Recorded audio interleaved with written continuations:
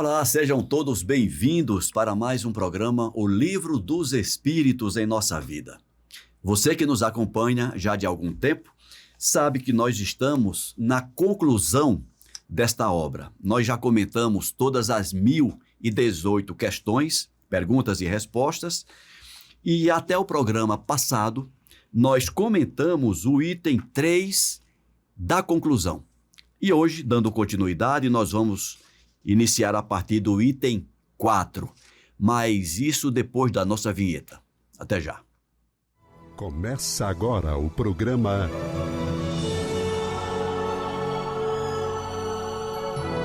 O Livro dos Espíritos em Nossa Vida. Almeida, aqui estamos, seja bem-vindo. Obrigado, Ricardo. Obrigado, irmãs e irmãos que nos acompanham pelas mídias sociais da Comunhão Espírita de Brasília, por todos os canais. E aqui, mais uma vez, eu peço, inscrevam-se em cada um dos canais para que vocês possam ter acesso privilegiado, para que vocês possam receber informações de maneira mais fácil do material que nós colocamos na internet, não apenas Ricardo e eu, mas todos os programas da casa, na obra, na missão de divulgar a doutrina espírita. Forte abraço. Bom, Almeida, hoje nós vamos para o item 4 da conclusão e eu andei dando uma olhada aqui, mais um item extremamente interessante para a gente comentar, meu amigo. Então vamos continuar naquele método, né? Eu vou lendo e a gente vai parando e comentando. A gente vai fazer diferente, né? Então, para quem está chegando agora, marinheiro de primeira viagem, durante a leitura das perguntas, a gente lia as perguntas, conversava e depois a gente lia a resposta. Aqui a gente está lendo o conteúdo e à medida que a gente percebe que tem coisas importantes, a gente já para e comenta, tá? Forte abraço. Então vamos lá. O progresso da humanidade tem de seu princípio na aplicação da lei de justiça, de amor e de caridade. Só que a gente já podia parar e começar a conversar sobre lei de justiça, amor e caridade. Paremos. Tem que parar, porque durante os nossos programas, em diversas vezes, a gente explica, principalmente quando a gente vai falar de justiça, que na doutrina espírita, além do processo de expiação, além do processo de arrependimento, a gente tem a questão do processo de regeneração, né? E a lei de justiça, amor e caridade, ela só funciona com essa equação, né? Então a gente tem que aprender a perdoar, a gente tem que aprender o que significa a expiação, a gente tem que saber o que realmente significa o arrependimento e como é o nosso processo regenerativo, né? Porque esse processo todo é a lei de justiça, amor e caridade em movimento, tá? Querendo saber mais, o programa já está gravado, já está lá para trás, fiquem à vontade, tá, gente? Lembrando, eu não sei se todo mundo consegue ligar uma coisa à outra. Quando a gente fala de mundo de regeneração, você acabou de falar de regenerar, né? Regenerar significa tornar, levar de volta o que degenerou, né? Então, vamos considerar um ponto zero do nosso processo. Então, nós caímos para -1, -2, -3. Então, regenerar é a gente voltar para aquela fase coisa ascendente. Somos criados pelo Pai Eterno num estado de completa ignorância, completa ingenuidade, completa simplicidade, né? Nós somos criados simples e ignorantes. No processo de deixar de ser simples e tornarmos-nos complexos, deixarmos de sermos completamente ignorantes para sermos apenas relativamente ignorantes, porque sábio a gente não é, a gente tem longe. certeza disso, né? E nunca saberemos tudo. Nesse processo a gente comete muitos erros. A gente desarmoniza, a gente sai do processo de harmonia entre nós e o Criador. O processo de regeneração é justamente essa reharmonização, esse volta à situação de equilíbrio quando a gente foi criado. Basicamente é isso. Excelente. Continuando. Essa lei, a lei de justiça, amor e caridade, ela está fundada sobre a certeza do futuro. Tirai essa certeza e lhe tirareis sua pedra fundamental. E qual é a certeza, gente? É justamente isso que a gente acabou de falar. A gente é criado com muito amor, por um ato de profundo amor do nosso Criador, que é extremamente paciente, benigno, bom, perfeito, justo, caridoso, misericordioso. Ele quer todos nós em harmonia, em equilíbrio e em felicidade. E tudo e qualquer coisa que aconteça em nossas vidas é no sentido de, no longo prazo, nos levar para esse estado de harmonia, de felicidade. A gente tem que ter essa certeza no coração. Sem essa certeza, o restante começa a ficar falho. Porque se não houver um futuro, Se não tiver certeza no futuro, se não tiver certeza no futuro, o presente, ele naturalmente pesa. vai te convidar para uma prática nihilista, uma prática do hoje pelo hoje, Do desespero. do desespero, porque amanhã não existe, amanhã é uma incerteza total, então eu vou gozar tudo que eu tenho que gozar hoje, porque amanhã não sei. Então, Amanhã não estaremos mais aqui. essa certeza de um futuro é o que é a pedra fundamental, como ele diz, da lei de justiça, amor e caridade. Com certeza. Dessa lei derivam todas as outras, porque ela encerra todas as condições da felicidade do homem e só ela pode curar as chagas da sociedade, e ele pode julgar, pela comparação das épocas e dos povos, quanto sua condição melhora à medida que essa lei é melhor compreendida e praticada. Se uma aplicação parcial e incompleta produz um bem real, que será, pois, quando fizer dela a base de todas as instituições sociais?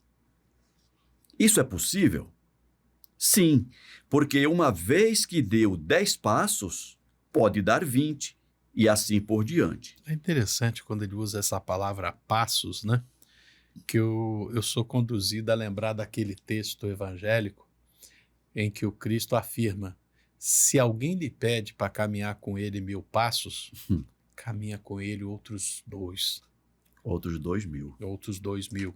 É. E quando você vai ver... Eu tô falando porque eu nunca tinha parado para fazer essa conta.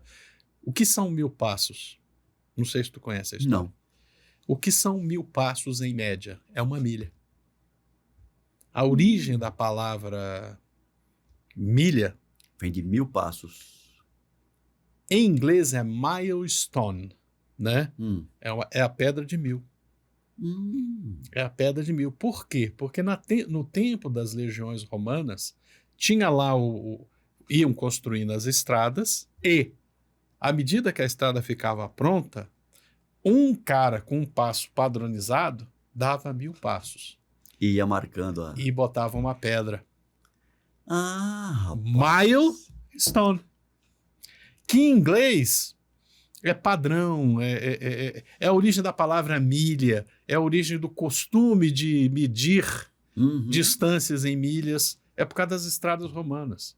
É muito legal. E eu, Alcir, só fui saber isso porque eu tive a oportunidade de morar em Braga. Aí eu fui num museu que tem lá, Diogo Souza, eu acho que esse é o nome do museu. Meus irmãos me corrijam aí. Tem várias pedras, várias milestones para a gente conhecer. Me permitam abrir um parênteses aqui. É interessante demais o estudar, né? Sim. Aquela orientação do Espírito de Verdade, gente, ela é muito mais profunda do que simplesmente vai estudar, né? Espíritas instruí-vos. Porque a gente fala hoje, o que a gente fala hoje, Não é por acaso. aqui no Brasil, na língua portuguesa, tem uma história, gente. Cada palavra tem sua história. As palavras não surgiram do nada, ninguém inventa as palavras, tudo tem um porquê. Isso. E conhecer o porquê, ou seja, a etimologia, né, Isso. é muito legal, porque você aprende mais facilmente, você faz relações que te ajudam a compreender todo o processo. E eu só fui compreender esse negócio do 1000 e 2000 quando tem aquela série famosa, né, The Chosen, Ah, tá. em que uma tropa romana passa e estava escrito na lei que os soldados romanos poderiam exigir de qualquer homem adulto de um povo subjugado, no caso lá dos judeus, que carregasse o equipamento deles por 1000 passos, por 1 milha. Por 1 milha. Aí o que ele está dizendo? Olha, quando vier o romano te exigir, não ande apenas 1000, ande outros 2000. Não foi por acaso que Jesus falou aquilo, não? Não, tem Ele- toda uma história. Isso, Tem exatamente. toda uma história por trás do sermão, né? Olha, Yeah. e olha a sabedoria de Jesus também. Sim, Ele poderia ter dito, se o soldado romano te pedir para caminhar 1000 passos, né, caminha mais 2000, mas a coisa ia ficar presa ao soldado romano. Se fosse outro soldado que pedisse, não, Jesus falou que era o soldado romano, não falou você não. Então ele tira o soldado de cena e coloca alguém. ele traz um conteúdo local daquele Isso. momento e cria uma lei universal. E generaliza. Uhum. Ele sai do particular, do específico para o genérico. É muito legal. Como é que é? O método é Indutivo. Indutivo é você trazer do maior para o menor. do menor para o maior. Indutivo. O dedutivo é verdade. o dedutivo é do maior para o menor. Ou seja, Jesus ele usa o método indutivo, né? Ele sai do particular para o genérico. Isso. No Do caso aqui particular foi o pro que ele genérico. fez. Ele criou uma lei. Muito bacana. Continuando. Pode-se, portanto, julgar o futuro pelo passado. Já vimos se apagarem pouco a pouco as antipatias de povo a povo, as barreiras que os separam diminuírem diante da civilização. Eles se estendem as mãos de uma a outra extremidade do mundo. Uma maior justiça preside as leis internacionais. As guerras tornam-se mais e mais raras e não excluem o sentimento de humanidade. A uniformidade se estabelece nas relações, as distinções de raças e de castas se apagam e os homens de crenças diferentes calam os preconceitos de seita para se confundirem na adoração de um só Deus. Falamos dos povos que marcham à frente da civilização.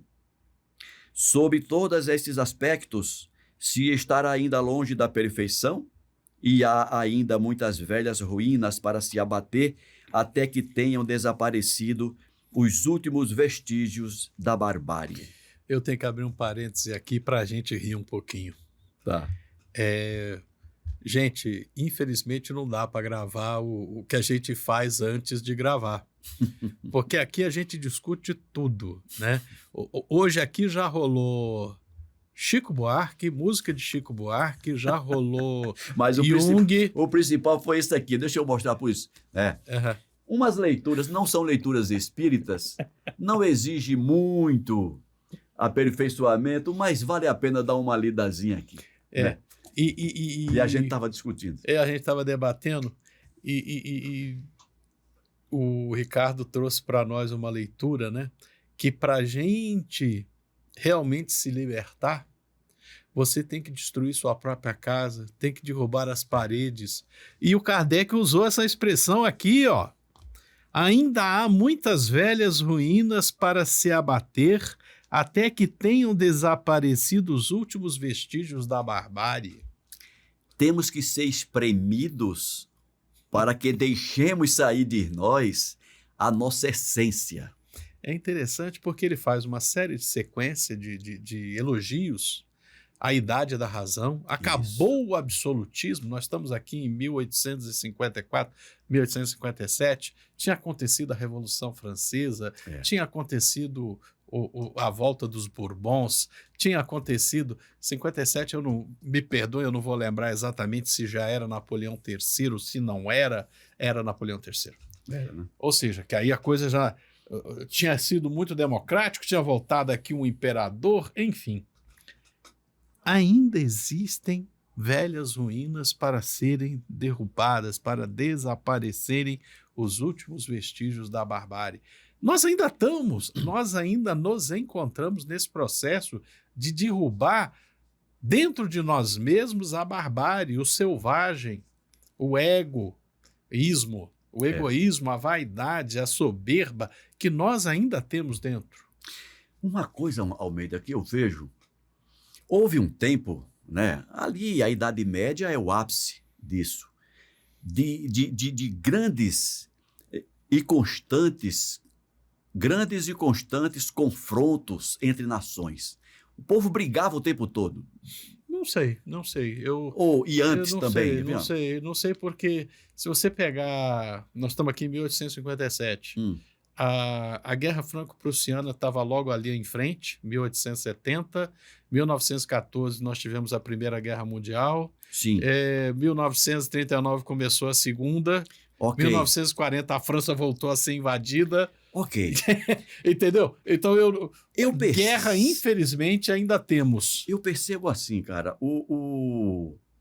a Primeira e a Segunda Guerra Mundiais, eu vejo como sendo um suspiro, um suspiro dessas grandes violências envolvendo toda a humanidade. Eu não estou dizendo que acabou. Mas você vê que depois da Segunda Guerra para cá, nós continuamos com conflitos localizados, mas aqueles grandes conflitos que envolviam muitas almas. Você vê, rapaz, a gente está ouvindo noticiários aí da guerra lá da Rússia com a Ucrânia, ataques e mais ataques. Olha, morreram 6 pessoas. No ataque de hoje morreram tantas pessoas. Nesse sentido, a pior delas foi a primeira, né? Pois é, e você vê aquelas batalhas que ocorriam antes da Primeira Guerra Mundial, quando as guerras eram travadas tete a tete, né? Numa batalha ficava 1.000, 2.000, 3.000 corpos lá para para as aves de rapina. Então, nesse sentido, Até nesse sentido, concordando muito com o que você está falando, já em Batalha de Borodino, Batalha de Borodino já é da época napoleônica, um pouco antes do Livro dos Espíritos, é a primeira vez que alguém se preocupa com os mortos e os feridos de uma maneira sistêmica, que é a fundação da Cruz Vermelha.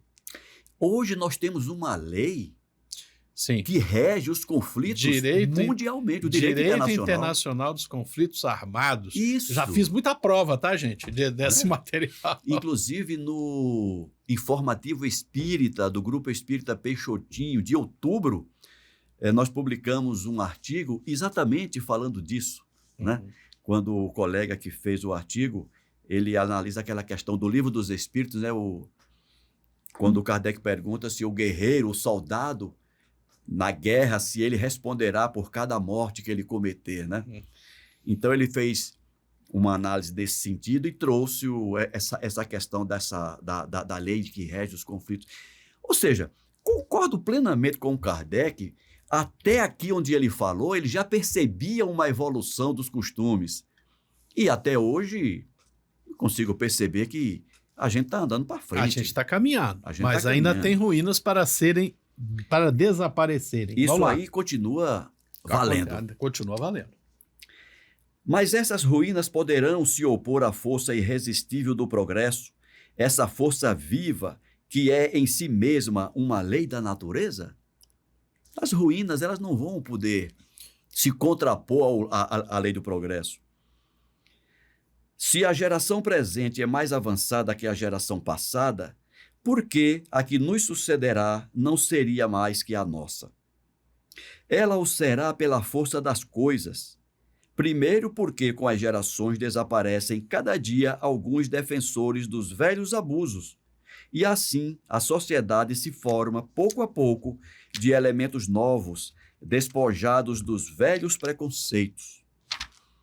Em segundo lugar, porque o homem, querendo o progresso, estuda os obstáculos e se aplica a destruí-los, mesmo que sempre apareça um ou outro tentando manter os obstáculos. Sim. Desde que o movimento progressivo é incontestável, o progresso futuro não deveria ser duvidoso. É isso aqui que é importante a gente perceber. Uhum. A gente ainda tem problemas? Sim, temos muitos. Mas há de se convir que, na sociedade moderna em que nós, no Brasil, vivemos, você não corre o risco de... Estamos morando aqui em Brasília. Não há o risco de alguém sair ali de Goiás, montar um exército e vir aqui destruir para tomar nossas casas, matar a nós, ficar com... desrespeitar nossas mulheres e filhas e ficar com a nossa terra. Isso não é razoável que volte a acontecer. Eu diria que é inimaginável hoje na sociedade em que a gente vive. É. Uma proposta dessa, se você pregar aí na rua, vai parecer contos de séculos anteriores, Isso, séculos né? passados. É tudo isso para concordar com o texto do Kardec. Temos problemas? Temos. Mas a coisa já avançou bastante. É só olhar para trás e ver o tanto de problema que a gente já resolveu. Sim. O homem quer ser feliz e isso está na natureza. Ora, ele não procura o progresso senão para aumentar a soma de sua felicidade, sem o que o progresso seria sem objetivo. Onde estaria o progresso para ele se esse progresso não devesse melhorar sua posição? Mas quando tiver a soma de prazeres que pode dar o progresso intelectual, ele se aperceberá que não tem a felicidade completa. Reconhecerá que essa felicidade é impossível sem a segurança das relações sociais, que não encontrará senão no progresso moral. Portanto, pela força das coisas, ele próprio encaminhará o progresso para esse caminho, e o Espiritismo lhe oferecerá a mais poderosa alavanca para atingir esse objetivo. É interessante isso, né? Porque nesse texto hoje, o que o Kardec está afirmando? Olha, entre as leis criadas pelo nosso Pai, existe a lei de justiça, de amor e de caridade. Nós apresentamos aqui, né, a questão de quando a gente compreende essa lei, que é o apanágio, é a principal, é a mais importante dentre as leis que nós conseguimos compreender, porque sem justiça, amor e caridade não existe amor. Não existe respeito pelo próximo. Não existe medida justa das coisas. Né? Uhum. E é disso que essa lei trata. De garantir dentro do nosso coração, dentro do nosso pensamento e na relação com o próximo e nosso equilíbrio com Deus, esse tempero daquilo que é justo, daquilo que é caridoso, daquilo que é amor, daquilo que é certo, daquilo que é verdadeiro, daquilo que constrói para sempre, né? Uhum. E vamos construir um mundo novo? Vamos. Mas, para isso, nós vamos ter que desaparecer com as ruínas do mundo velho. Não, para que a gente consiga construir fora, a gente vai ter que construir dentro. É de dentro para fora. É de dentro para fora. E não é tentando manter o antigo que nós vamos impor o novo. A gente não vai impor o novo enquanto não destruir o antigo. E, principalmente, enquanto não construir o novo dentro da gente. Exato. Porque não é destruindo o que está fora. Não, é construindo dentro da gente um homem novo. Como disse Paulo. Né? Uhum. E aí poderíamos voltar, mas a gente precisa construir o homem novo, o ser humano novo, por sobre as ruínas do homem velho. E até para usar uma fala de Jesus, não adianta botar remendo novo em tecido velho. Em tecido velho, né? Pode. Não vai funciona. não vai chegar muito longe. Almeida, não dá mais tempo de a gente iniciar Não. o quinto item. Vamos deixar para o próximo programa. Hoje nós vamos ficando por aqui. E no próximo programa a gente se encontra. Abração, gente. Se gostaram, deixem o like. Se não gostaram, digam pra gente por que não gostaram, porque esse programa é pra gente conversar sobre o Livro dos Espíritos, compreendê-lo da melhor forma e fazer a nossa reforma íntima. Forte abraço. Forte abraço a todos. A gente se vê no próximo programa.